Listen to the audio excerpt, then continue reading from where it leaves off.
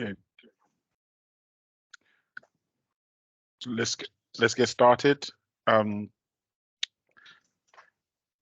to everyone who's joining us online and watching this recording of the public section of our delivery board meeting. In the closed section, we've had some conversation around areas which obviously we won't be put in the public domain, but just give you a thematic idea of some of the things that we've spoken about. We've been through the force performance data. We'll probably be able to talk about some of those at this section. We've spoken about the estate strategy as well. We've talked about some of the very difficult challenges that our officers face and staff face in terms of demand and how that is increasing. And also been able to get some updates from the Chief Constable around the work being done around the mental health demand on police officers and the work being done with partners to address some of this. We've also spoken a little bit about our budget, which is going to be going before the Police and Crime Panel shortly. So those are some of the things that we have been able to touch on. In the public section now, we'll start off with an update from Dan. Would you like to go ahead, please, with the update in 9.1?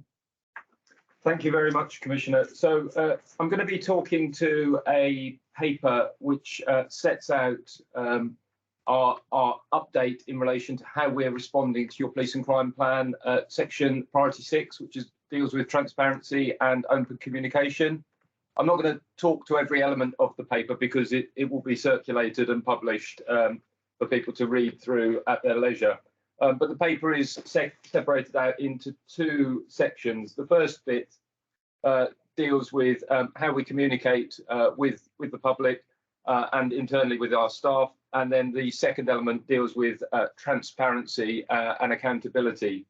Commissioner, I know that you will be aware of this, but within your police and crime plan, there are 3 elements within your priority 6. Both communication and accountability, and then the third element touches upon risk. That's not covered in the report, and that's for a very simple reason, in so much as there is huge amounts of stability in the way that we manage risk jointly with your office, and you're well aware of the arrangements of the Joint Audit Committee and our strategic risk register. So there's nothing formal to update or that's changed since the last time you reviewed this priority around risk assessment. So if I can move on to the first elements of the paper dealing with communication, and that's sections 2, 3, 4, and 5 and 6. So within there, you will note at section 3 that we've introduced a DigiDesk since April of last year, so running for nearly a year now. And this is a joint initiative between the Force Control Room, our community teams and our corporate comms team, looking to make sure that our response to social media is much more effective and timely, and to try and use that as a mechanism by which we can better engage with the public. The DigiDesk has only been running, as I say, for less than a year now, and we're still in a process of refining and developing the approach that we've had. But already we've seen that both the quantity and the quality of the engagements that we're having with the public through social media have improved, and that's reflected in both the pure stats, but also the sentiment of some of the conversations that have been ongoing within our social media. So the initiative works by taking members of staff from across the organisation who are specifically trained in managing social media accounts, bringing them together into the Force Control Room, and then monitoring social media accounts. Commissioner, after this meeting, I will circulate to you, and it can be published, our joint channel strategy. So we have 5 key platforms that we engage in on social media: YouTube, LinkedIn, Instagram, Twitter, and Facebook. And each of those platforms has slightly different audiences. So there's a strategy for what messages are we going to put onto those platforms, how are we going to communicate, and what our target audience is. And that I think will be reflected later on in terms of some of the commentary that we've had around how do we engage and which audiences are we looking to do. So I think that's hopefully a very helpful document that can be published for public attention, not only for their information, but also to try and help shape what we're discussing on which particular platforms. So within the report, Commissioner, you will see at section 4 of the report, one of the things that we've been trying to do is particularly engage with a younger audience. So a number of our surveys and our traditional means of engaging with the public have been really effective in engaging with middle-aged or older audience, and we're now really trying to use social media to engage with that younger audience, particularly those who are at risk of crime or are otherwise vulnerable. And point 4.2 on the paper gives an example of a really effective campaign that we've run through the Violence and Exploitation Reduction Unit, which focused on understanding attitudes to knife crime and how we could reduce the prevalence of that phenomena within our communities. Section 5 of the report touches upon the documents that I'll send out to you later, but it also gives you some data around how our invigorated DigiDesk and social media policy has actually increased the number of people that we've got following us on those channels, which I think is a really positive thing in terms of us getting our messages out there. We're training not just the officers and staff who work on the DigiDesk, but also our wider audience, our wider workforce in making use of social media. And section 6 of the report sets out our social media academy. What's not within the report is how we take learning from that. So we're training people and then they're going back to do their day jobs around social media, and we monitor how effective that training has been by looking at the number of social media engagements that those officers and staff who've been through that academy are making. And then we try and debrief those officers that are heavily engaged in social media about what it is that made them be effective in terms of their social media engagement, and vice versa, looking at those officers and staff who've been less engaged after having received the training, so that we can improve the training and make it effective for all attendees going forward.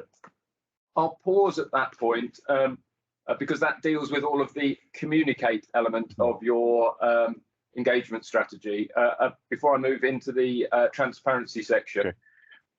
First of all, thank you very much for the work you've done on this, Dan. And you are right. I mean, I have seen a marked improvement in not only in the level of engagement on a lot of these social media platforms, especially, but also in the type of engagement. And it's really good to see in some cases where the force actually answers questions in the comment section. So that's really, really helpful. Of course, I'd love to see a lot more, but I understand there's a resourcing issue, and social media is not everything, is not everyone's cup of tea. And yes, it is indeed fraught with dangers of all sorts. But no, really, I think it's a really healthy thing. And quite rightly, the public want to hear from their police officer and police force. And there are some teams, mostly in community, I think, who can be quite creative. I don't know if you saw one where they walked through a wardrobe and they came out on the other end on a foot patrol in Bedford. It was pretty cool. If you haven't seen it, it was quite interesting. It was pretty interesting. But no, really very good. And also, I'm seeing a lot more of output in terms of the enforcement actions as well, where videos are being published. I think the public really need to see all these fantastic work being done by the force. And one thing I'm also noticing as well is the number of posts which the force shares, where when a member of the public or members of the public have been involved in an investigation in terms of providing intelligence, that is being acknowledged. Whereas before it would just be, this is what we've done, end of. But I'm seeing more and more cases where the public are being acknowledged in terms of their involvement. I want to just ask about the Social Media Academy. You talked about there currently isn't a process in place to follow through on what is happening after people come through that Social Media Academy. What plans do you have to fix that?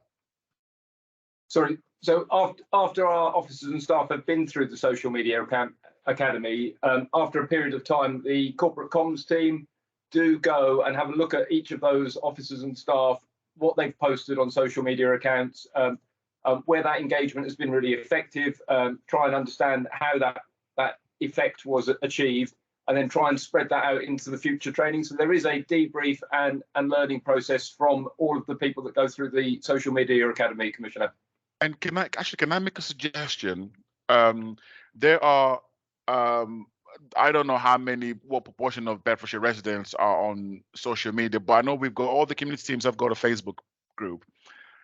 Would it be worthwhile the main Bedfordshire Police Facebook page just having a list and a link to all of the different social media outputs, and then if you live in Biggleswade or Leighton Buzzard, or you live in Luton or Bedford, wherever it is you might live, you can actually follow your community team. So with just one link, so you're just on one list with all the links, and people can made aware of the community team. Because the reason why I say that in the closed section, when we talked about the publication of prior to setting meetings, where a lot of the community teams, what they do, they put a lot more focus on the social media adverts of the priority meetings rather than putting them on the website. So if that's the case, if your 100 and whatever number thousand people who are following on Facebook don't even know that the community team has got this Facebook page where they can get all that information, it doesn't really help. So I wonder if it would be worthwhile just compiling all of those social media handles, putting it out there, and people can be made. And I'll be happy to share across all the different pages that I'm on as well, so we can actually follow their groups. Commissioner, that's a really helpful bit of advice and support for us in terms of developing the offer that we make to our community. So we'll take that away and try and make it so. One of the things we have been doing is trying to rationalise the total number of accounts that we've got, so that we don't have redundant accounts or accounts that are really active for a short period, and people follow them, and then the officer moves on to a different role and the account becomes redundant. So we are trying to reduce the total number of accounts, but making sure that each of those accounts that are out there are really, really active. So we'll try and make that offer clearer for people. So am I right that all the community teams have pretty much their own social media handle, if that's about right? Yeah, each of the three unitary authority areas, so our community teams separated out into North, Central and South, each have their own presence. Okay, all right. That's really good. But no, really, I have been very, very impressed with the improvement, even just compared to this time last year, of the content coming out, and the groups that mostly in Central Beds, who were not as active in sharing stuff, they're sharing more stuff, more items now. But I do understand it's very much down to the individual officers and how keen they are to share information. But no, that's very good. Thank you very much for that. I hope we can just keep building on it. It's really important, really important. Thank you. So, Commissioner, I'll move us on to section 7 of the report, which I think is really important and something that you've clearly stressed within your police and crime plan, about holding us to account and the transparency of scrutiny. So the report sets out a number of ways in which the constabulary is independently held to account for the actions that we take, and also particularly focusing on the issues that the community have been most vociferous or concerned about in terms of police action in the past. Section 7.1 sets out the mechanism by which we're held to account for our use of the stop and search power. We've got a truly independent panel who scrutinise and dip sample our stop searches and provide us with feedback in relation to that, both where the panel think that we've made appropriate use of really important policing power, and also where we could have done things differently or achieved a better outcome from that interaction. Section 7.2 is a separate scrutiny panel, which looks at looks at a dip sample of every occasion where we have made use of force. So a lot of the time, our interactions with members of the public where we are having to use force will be captured by body-worn video, and we allow members of the independent use of force panel to review that body-worn video and place a lay person's perspective of how that use of force looked and whether there might have been a different way of dealing with it, or actually helping to communicate to the wider community why sometimes it is necessary for the police to use force in some circumstances. Section 7.3 sets out a couple of ways in which the force receives advice and scrutiny about not only the things that we're currently doing, but also sometimes some of the things that we're thinking of introducing. So we have independent advisory groups covering each of the three unitary authority areas of Bedfordshire, North, Central and South. And those independent advisory groups represent a diverse range of our communities across those areas.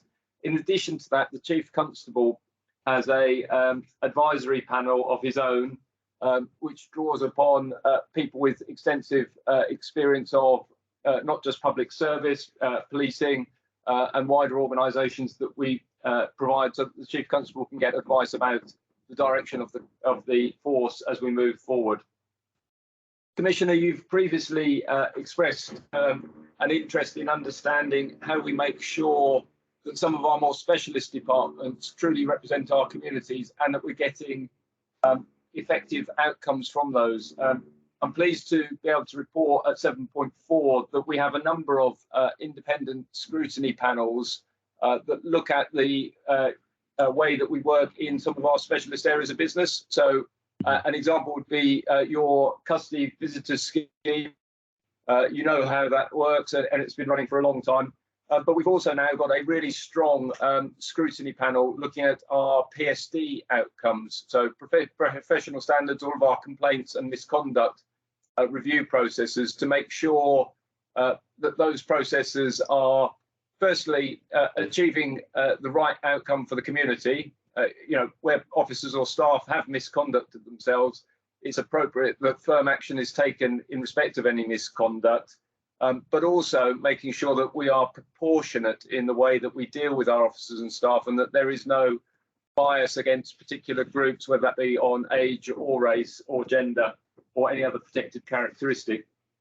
And that professional standards scrutiny group does represent a wide range of protected characteristics and interests across all of our communities.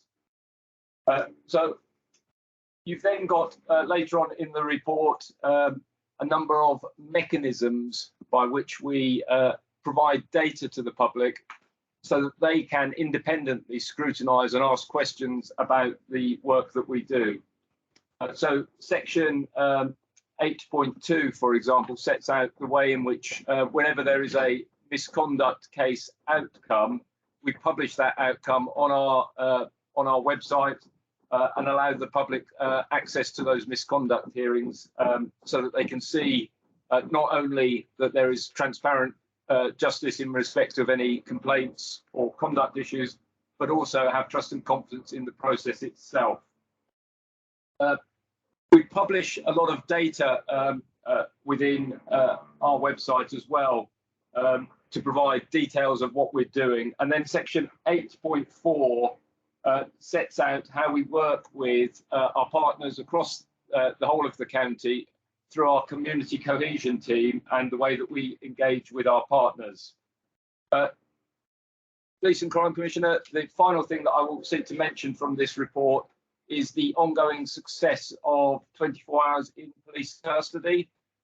You will know from the feedback and the discussions that we've had over a length of time, the vast majority of these episodes receive really positive support from the public in terms of the actions that we take.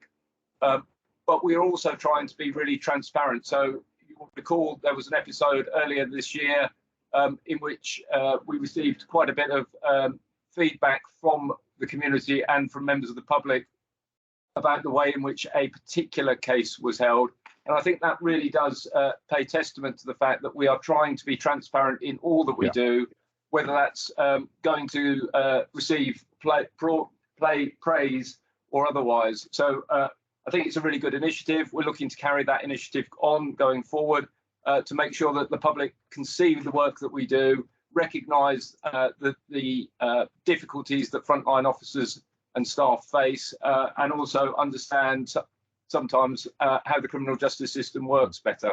So I'm very happy to take any questions you have on the report. Yeah, look, really impressed with this. Thank you very much for the comprehensiveness, comprehensive nature of it. And there are just a couple of thoughts that come to mind that perhaps you could maybe help clarify or take away as some suggestions. First of all, Trevor, I've got to publicly and on record thank you for being supportive of this idea of being as open and transparent as the force can possibly be. I very well recognize that there are some things that can't be put in the public domain for some reasons, but the fact that you are willing to take a risk and stick your head above the parapet and allow even things like a private communication between us to become the subject of several news articles because you agreed for me to publish a letter that was written to you and for the letter that you wrote to me in response to be published in full without any redactions, I think is a good model for policing nationwide to take on board. So I thank you for that. It makes us have a lot less of a challenging relationship, put it that way. So no, thank you very much. I think it's really important for people to know that this is not normal. Not every chief would allow private correspondence between them and the PCC to be put out there. So thank you for doing that.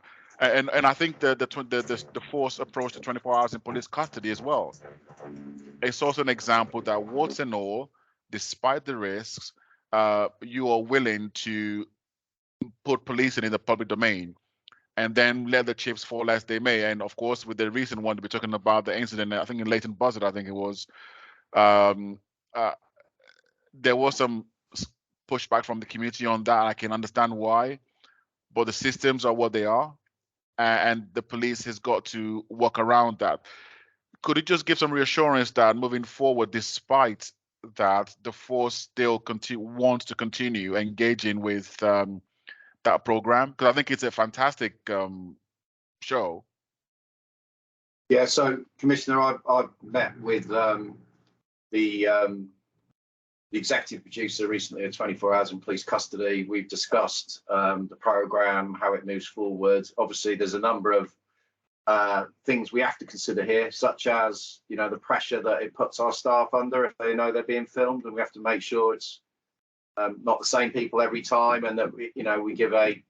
But as you know, we don't have editorial control, so it is very transparent, and hopefully it's a reflection of, the considerable lengths our officers and staff go to deliver the service we do to the public. And as Dan says, national surveys have been done on that program suggest that actually overall that program has boosted confidence in policing at a time where we should be doing all we should in that respect. So yeah, we do. We keep it under review, but as things stand, we intend to continue with that arrangement. And the public should know we don't get paid for this. This is an absolute pure exercise in transparency and showing and promoting the work that's done here. Right. As you say, warts and all. And Commissioner, I've just got something on this section. When you finished your questions, I'd just like to come back to, if I may. Sure. Just wanted to touch also on 7.1 and 7.2. During my catch up with Trevor last week, I spoke about something called the what, how, and why of police powers. I have recently written to the chair of the NPCC, Martin Hewitt, and the chief executive of the College of Policing, Andy Marsh, about this same subject. And the reason why I feel very strongly about this, Trevor, is that if you look at some of the cases of those disgraced ex-police officers, who I don't need to name, at least those are in the public domain anyway, one of the things that they have done is to prey on the ignorance of the public about what they can do as police officers. And of course, law-abiding citizens will trust what police officers say, even when it is wrong, because that's what you expect. And the idea of this what, how, and why of police powers is that I think it's important that policing does a better job in explaining to the public what it does, how it does it, and why it does it. And fundamentally, when you have an informed public about police powers, it's a protection for the public as well. So they can challenge when necessary, them being asked by a police officer, whether in uniform or not in uniform, to do something that is not within their power to do, number one. But secondly, it's also good for the police officers because some of the pushback that we get from some people is that a police officer is acting well within their rights, but the member of the public doesn't think they are because, okay, they're misled, they're misguided. But if we do more, if policing actually does better in informing the public of what the police can and can't do and why they do it, I think this is a win-win for everyone. And I actually got a reply back from those gentlemen from the College of Policing and the NPCC yesterday. So we're going to be having a meeting to roll this out. Are there any thoughts about how this could be done with Bedfordshire Police? Things like that, stop and search video. So, you know, sorry, go on, Dan. Commissioner, the document I referenced earlier that I'd send out to you about how we're engaging with the social media platforms. YouTube as a platform is our preferred mechanism by which we educate people. So it's a longer form of engagement, a video explaining, for example, how we carry out stop and search, what the powers are, how we do that. So anything along those lines would probably be routed predominantly through YouTube. Doesn't mean that it won't be through the other platforms, but there's very clear intention within our social media engagement strategy to make use of the platforms to do that education piece too. So without going into, so before you come in, I'm not going to dictate to you how you do that. That's obviously your remit to do. But I would just want you to seriously consider, and I'll bring you in a second, Sean, after Trevor, the fact that the vast majority of the public do not really understand what the police do and why they do certain things. So, for example, if you've got protesters on the motorway, why can't the police just go and drag them off the road and lock them up? You know, why can't the police just turn up, take off all these people off of their motorbikes that they're riding illegally through house and reaches, seize the vehicles, and then lock them up? There needs to be more done to explain to the public what the police do, how they do it, and why they do it the way they do it. I think it will help to allay a lot of tensions and misunderstandings, including the one we've just talked about in that was featured in 24 Hours in Police Custody, because there was a huge amount of misunderstanding about the criminal justice system and who does what and things like that. Trevor, if I can bring you in first, and then Sean thereafter.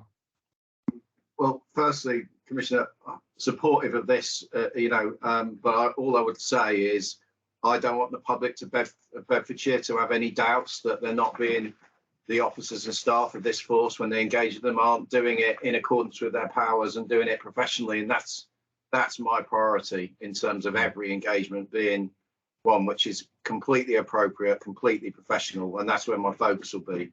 That being said, I can see the benefit in educational material and material that's informative, and therefore, it is something you and I have discussed, and I think it can be an iterative process in terms of, we do have a lot of products actually that we use for specific functions. We have material that we share with students in schools on stop and search and those kind of things. So, we can make that more accessible. But Sean's probably going to come in with some other stuff that we're already doing anyway.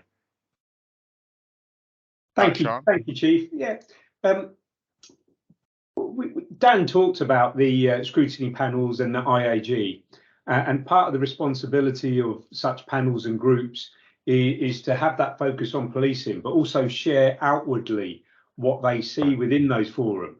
One of the real great approaches that we had with Stop Search and the Stop Search scrutiny panel was just to highlight, and I simplify this for time and effect, but when a police officer is routed to an incident which may require action, they can basically do three things. So let's give an example. A male in a play park with a knife. So if they attend that incident, they can do nothing. They can arrest the person or they can stop search. And when we adopted those three elements to each of the items that we were reviewing on the Stop Search scrutiny panel, every time they said stop search, because stop search is an investigation tool, and otherwise you're not going to do anything, or you're going to jump to arrest and detaining somebody unnecessarily. So it's that type of education that I would really encourage, and that's why we use the scrutiny panels. I think that's probably something that Katie might want to look at, because I in all honesty, I can't say that I see much by way of communication from the scrutiny panel in that regard, and that's probably something that can be taken away and looked at. But no, that I think I totally agree with you on that, Sean. Once you put it that way.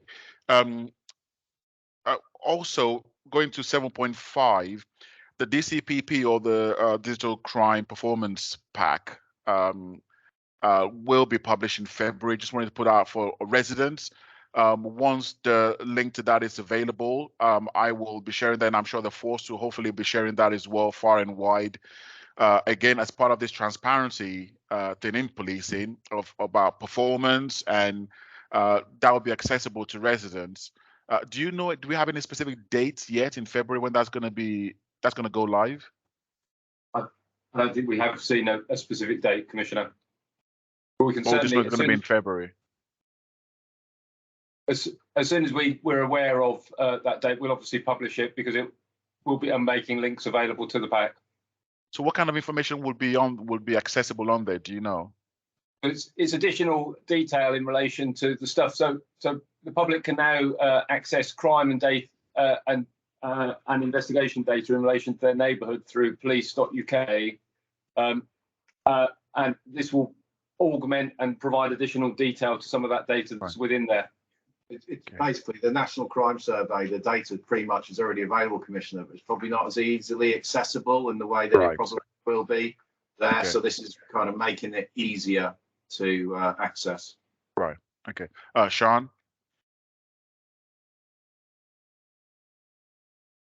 Yep, Commissioner, again, just to add some detail, 28th of February is the launch for the public-facing version of the DCCP, and it will be accessed through the HMIC FRS website. And again, if that went live today, we would be seen in a very favourable position amongst both our most similar forces and nationally, in terms of the reductions that we've seen in the core crime areas that they feature, using the baseline of pre-COVID. So the baseline is 2018-19, and then they'll look at current previous 12 months performance against that. Okay. So we'll be looking out for that around towards the end of February then, if the deadline doesn't slip, that is. that is not entirely impossible. You wanted to come in, Trevor, on an item in that transparency paper. Well, I think what Dan went through was a significant contribution to the public of Bedfordshire into independent scrutiny, independent advisory panels, independent visitors. And actually, when you look at the reports onto this force, all of those are recognised nationally as good practice.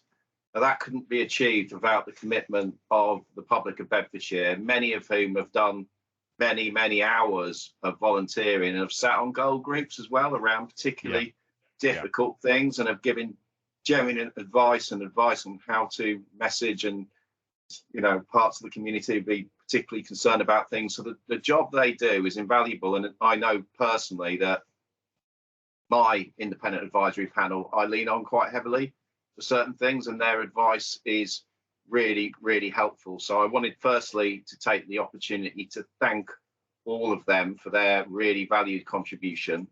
It is a very representative group of people from across our communities, which again is really pleasing, so that actually we've got the full spectrum of thoughts. I don't think anywhere's doing the independent scrutiny and professional standards before decisions are being made. So, that is groundbreaking. And then secondly, Katie and Bethany on your side of the house do a lot of work on this. So I should just mention thanks to them as well for all that goes into this. I totally echo that. Thank you for that. And if we move on to the next gender item, number 10, and community policing model, Sean. Yeah, thanks, Commissioner. Just to reinforce, I think we've seen this picture over recent months. We're not quite up to establishment across community policing. And if I was to pick out some pinch points, it's probably within the hubs and across constable and PCSO level. And again, if we were to drive into that detail a little bit further, there's probably some of the hubs that are shouldering one or two more vacancies than the others. But just to give you some reassurance in terms of what that looks like and the additional support in place for those teams and our commitment to community policing. As you know, and we discussed this at length previously, we've got special constables who are aligned to the community hubs. We currently have 12 dedicated to the north hubs and 23 to the south. And we've already previously talked about that recruitment. The specials recruitment window is always open. We encourage people from within our community to join the special constables so that they can make a real difference in their own communities. In terms of PCSOs, we recently had an intake of 5 PCSOs, and they will go into the hubs in around March time after their training, and we'll also transfer 2 PCs into the community hubs at that time. One of the reasons for the hubs not being full establishment is because we've given a priority to our student hub. We, as you know, Commissioner, have got a disproportionate amount of student officers, and it's really, really important that we invest in them. And that investment comes from one-to-one tuition at the start of their journey in policing. So currently we've got 27 students in the student hub, and therefore we need 27 tutors. And some of those have come from the community hub space, or were officers who were due to go into the community hub space because of their experience. Now that will reap huge benefits in the future. But what we are doing is we're using the student hub to supplement some of that policing footprint. Right. So the student hub provide dedicated foot patrol in each of the town centre areas across the county, and also contribute to nighttime economy as well, right, in the town centre space. So although the data will suggest that we are not at establishment, and we're not, the gaps are covered by other people stepping into that environment. Thank you for that explanation. It's I understand the pressures, the people pressures that the force faces, but at the same time, we are losing one too many officers in those early stages in the probationary period, and having seen the cost of this each year to taxpayers and to ultimately to the force, I think it is a prudent decision to make to prioritize this, because from what you said, once those officers then leave the hub, they most likely will be going into community or to response anyway. So they actually add value to those teams. And I just want to know, are you communicating this to the sergeants and the frontline leadership of those teams as to the reason why they've got those vacancies? Yeah, so the whole organisation is aware of the Student Hub and why we've gone with that model. And they're also now acutely aware of the benefits. Where we see the Student Hub working with those teams live time, as I said, is sometimes they'll supplement and work alongside the patrol function. So they'll be within the briefing arena. Sometimes they'll go and do foot patrol within, let's take, for example, Leighton Buzzard. But before they do that, they'll go and have those conversations with the local hub team to see where they can add greatest value. So the whole of the organisation is fully sighted on how we use students, the Student Hub, and the benefits that it brings. Okay. So, I mean, I guess my ask of you would be to just make sure that you please take along all the teams who are going to be affected by those abstractions, as on until when we have more of those students out of the hubs and back into those teams permanently. Because I think I just think that would be a very helpful thing if you could, please.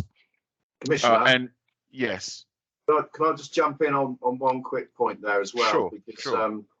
the community enforcement team, you'll see we've currently got 7 officers and a sergeant in there. Mm-hmm. Every day they are supporting those community hubs with enforcement activity. So there's an additional capability there of numbers that haven't existed in that unit to date. So that's close to full establishment. So that is delivering direct operational support to individual community officers who might need reinforcement, so to speak, on a particular day because they want to go and carry out a warrant, etc.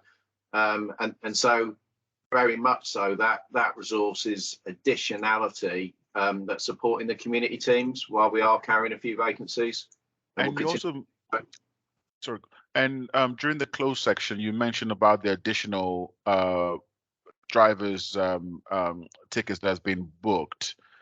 Will some of those who will be getting that provision be in community as well? So Sean mentioned that were 54 driving courses in addition to those that we already have. Those are external driving courses, right, as extra capacity to bring up the number of drivers we need. Now, primarily, they will be in the patrol function because that's right, where we must have sufficient drivers to respond to the predicted demand. But actually, we do know that there are individuals in community waiting courses, etc. And all of that extra capacity will be filled through so that we can enable our people to be as effective as they can, and that includes in community. Okay. And just lastly, with the 10 extra that's been budgeted for next financial year to go into community, how sure are you that that number will be filled when at the moment we're having to take some away from community to go into the student hubs?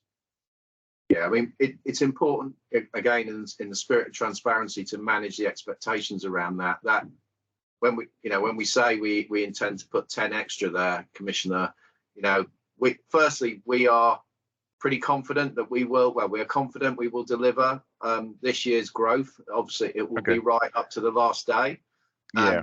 But that growth for next year, will be over the totality of the year. So I won't anticipate those extra 10 officers coming into the force till near the end of the year, and then you've got to allow for training and all those things before we start to then increase numbers in certain capabilities. But that's obviously the intended destination of those additional resources. So do ask the public to support us while we bring people through that system so that they become really effective and can go to the right places.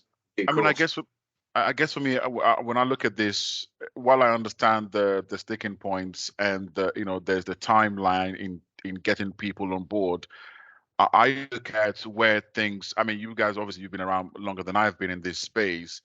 The amount of resources that was in community policing, say 5 years ago, compared to now, or even 2 years ago compared to now, how does that compare?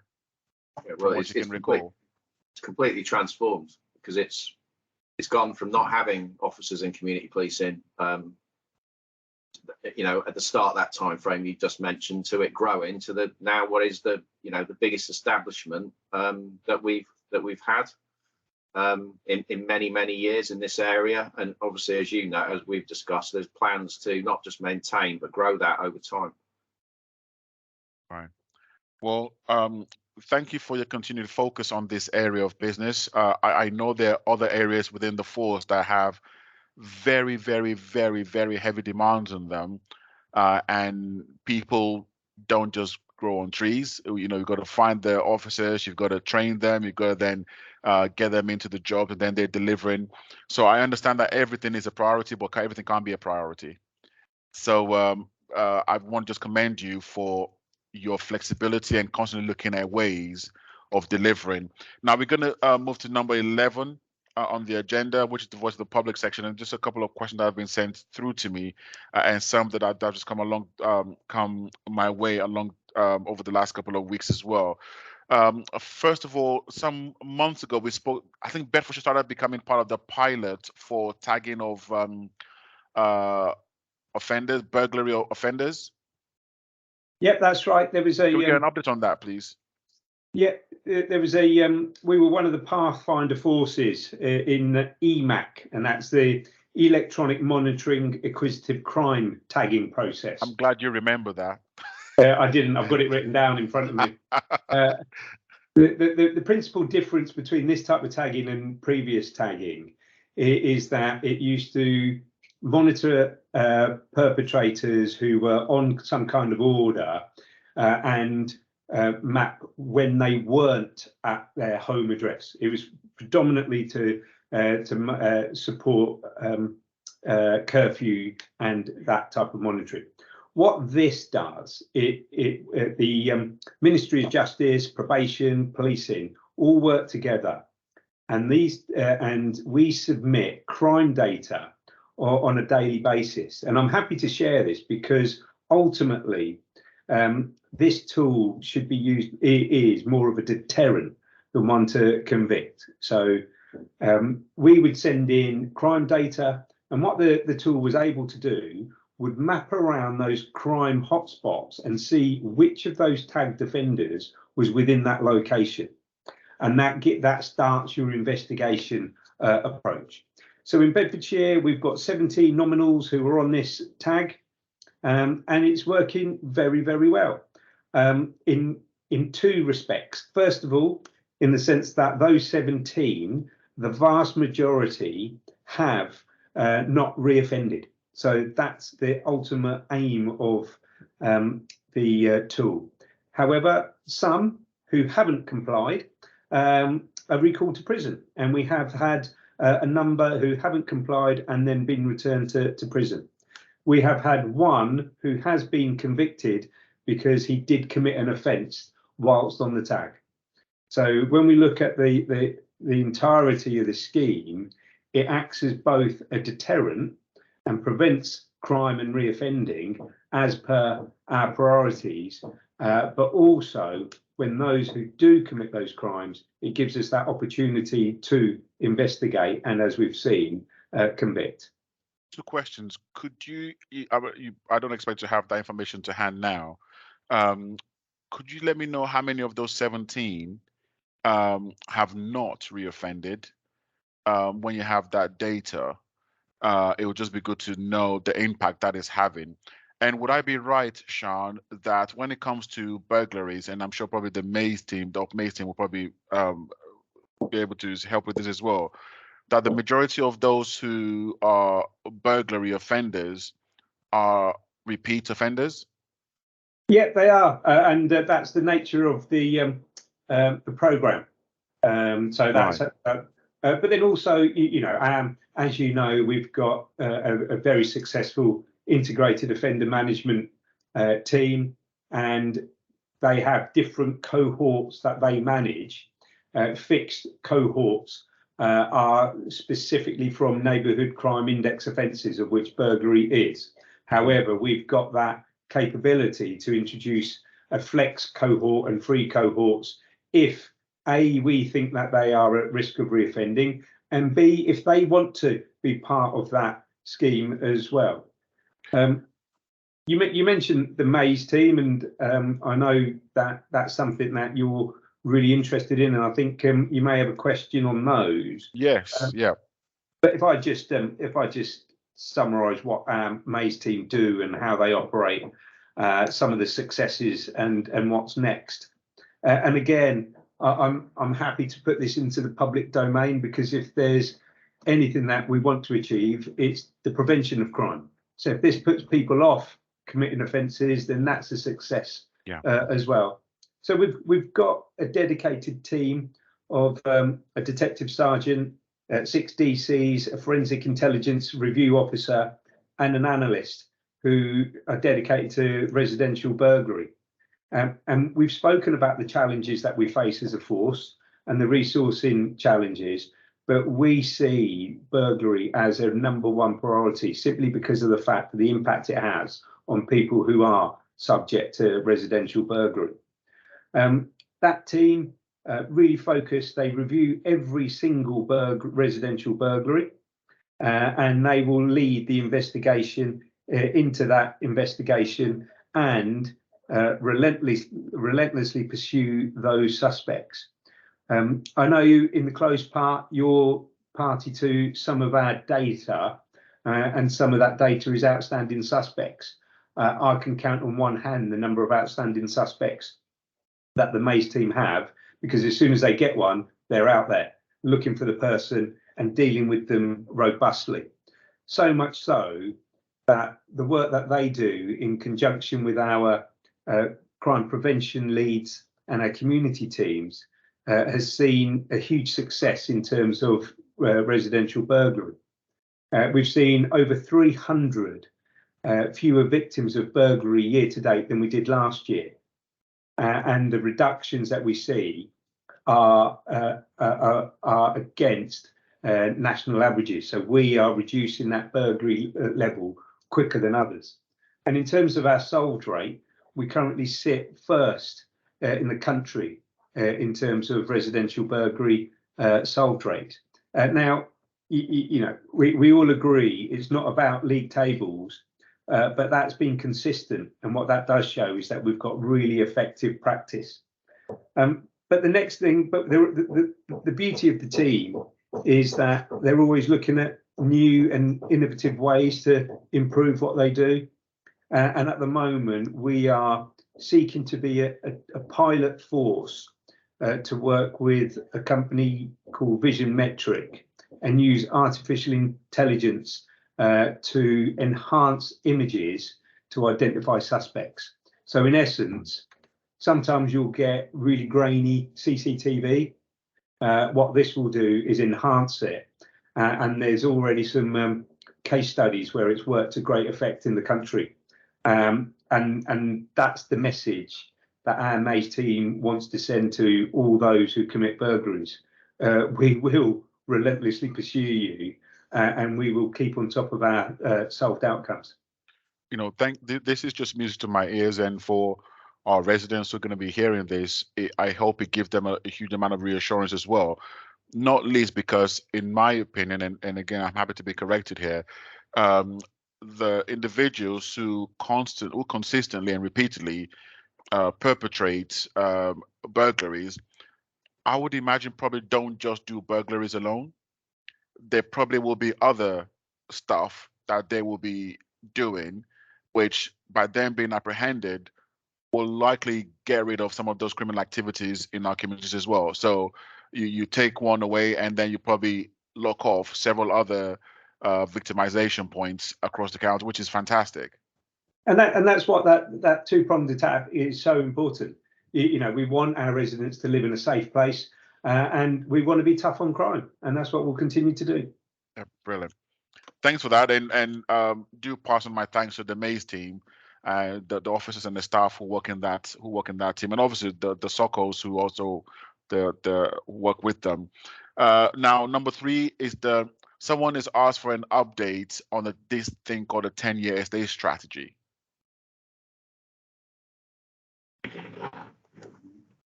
It's probably someone from the police and crime panel, I'm sure.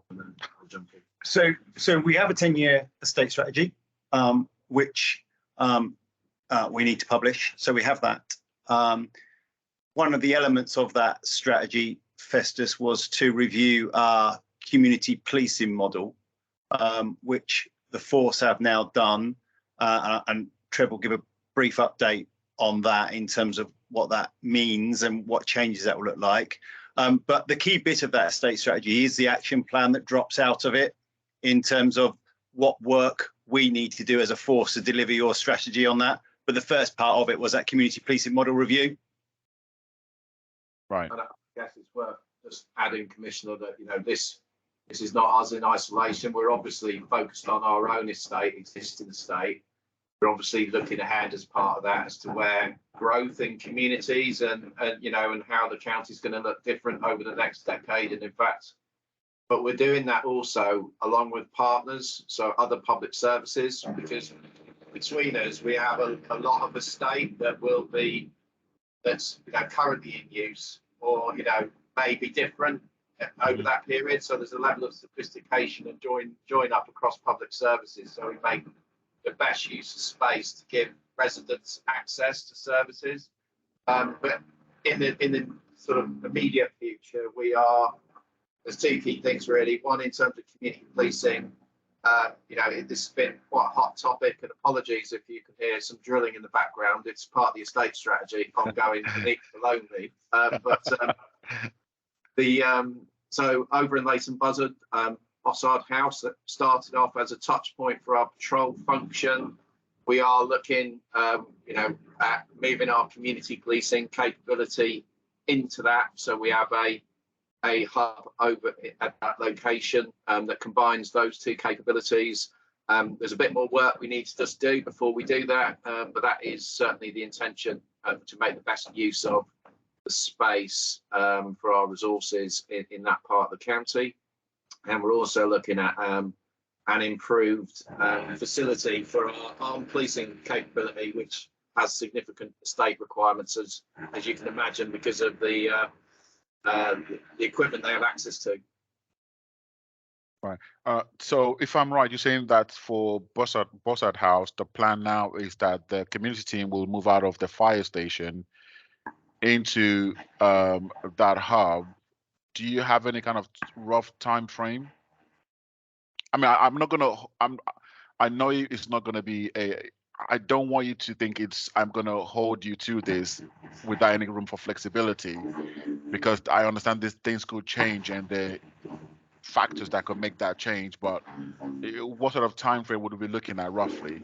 We haven't got a date, Festus, but we're actively working on it at the moment. There's a few bits that we'll need to agree with the council in terms of additional car parking spacing and those type of things, just to make sure it's fit for purpose in terms of size and accessibility. Well.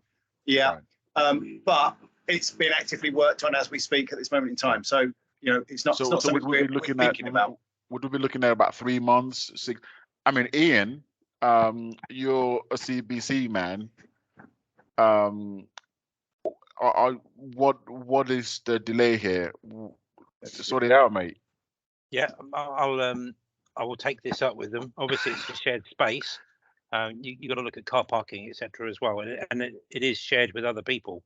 So we'll work on that, and I'm meeting with the director at CBC in a couple of weeks to actually go through all this with them and talk about what additional facilities that we need as a force.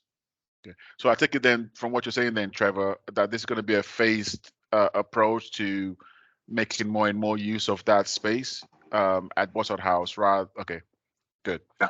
As long as things are moving in that direction, I'm satisfied with that, and thank you for that. When can we publish the estate strategy document? So the estate strategy document is there ready to publish. What we're just trying to do, Festus, is just put a cover and report around it, so that there's a context around the report. Yeah. All right. Okay. We're just finalising that. All right, no problem. The fourth thing I've got here is, what are the Chief Constable's plans to recruit more special constables?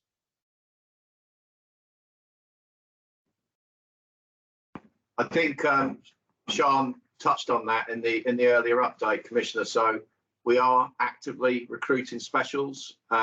We want more specials to join. That being said, The specials that we currently have are all active. We've got over 80 people who are giving up considerable amounts of their time. And in fact, at last count, I think we had 4 individuals who committed more than 1,000 hours of their time here to being a special. And we've even got one individual who's been doing this, I think, for more than 30 years. You know, so that this is a significant contribution, but we are going to be stepping up our efforts to recruit them. But right now, and up until the 1st of April, we are absolutely focused on bringing our officer numbers in with our resources, because we have, as you know, one target, which is to deliver that uplift by the end of March. And I think, Sean, you mentioned that there are a couple of intakes, trainings that's already been planned for this year for specials. Is that right? Yeah, we've got one intake, one cohort training as we speak. And then we've got 2 more scheduled for this calendar year as well. Right. Excellent. So whoever asked that question, hopefully you got the answer there. The 5th one, this actually has come from me. Do we have any up-to-date figures on POCA, which is the Proceeds of Crime Act? So basically, this is, to put it simply, when the police sees some assets, there is the possibility of recovering money from those assets that has been seized, and some of this will go to the victim in some cases. So do we have an update on that? Would that be you, Phil? Yeah, so if you recall, we have a budget of around, well, have a budget of 200k for POCA income during a year. After the first the first half of last year, because it's always slightly behind in terms of what the Home Office can provide, we're at 101k for the first 2 quarters. Okay. So it hopefully, fingers crossed, we'll be in a position whereby we just slightly exceed the budget on that. And as we agreed previously, if we do exceed that budget, then that income will be for you to consider how you use it, Festus. Okay. All right. That's good. I look forward to seeing the next 2 quarters and how that pans out. And the last question that sorry, do you want to come in, Trevor? Just to help, as this is a public session, I think it's worth just mentioning that, as you say, there is often when we are recovering proceeds of crime, either in cash or assets, there are victims at the end of it. So our priority is always to give funds back to victims who've suffered losses, and we do a lot of that. However, this is where, you know, there is not necessarily a victim, identified victim at the end of it. Often, you know, if you're taking out individuals involved in the organised supply of controlled drugs who are making significant financial gains, and if we seize cash, that can be forfeited, and 50% of that comes back to policing. And at other times we will confiscate their assets, and in those circumstances it's a slightly different bit of legislation, and we share a proportion with the CPS and others, and about 18.5% of that comes back. So you know, but that's nevertheless significant amount of money that Phil just mentioned that will be coming back into the force budget as a result of that activity. Okay. And the last question that this does not come from me, I promise you, this is not from me. Someone has sent in a question asking, would the chief share his New Year resolutions with the public for 2023?